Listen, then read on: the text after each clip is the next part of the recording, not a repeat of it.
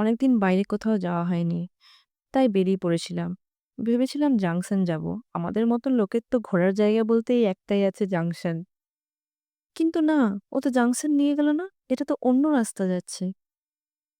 তারপরে বুঝলাম ও আমাকে তীর্থ করাতে নিয়ে এসেছে রাম মন্দিরে।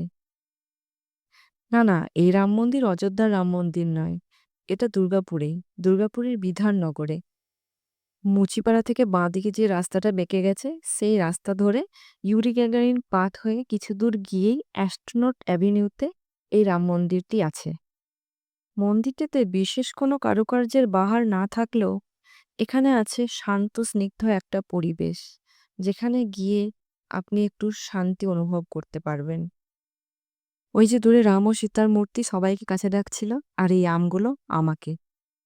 রবিবারের কোনো এক বিকেলে ঘুরে আসা যেতেই পারে এই রাম মন্দির থেকে।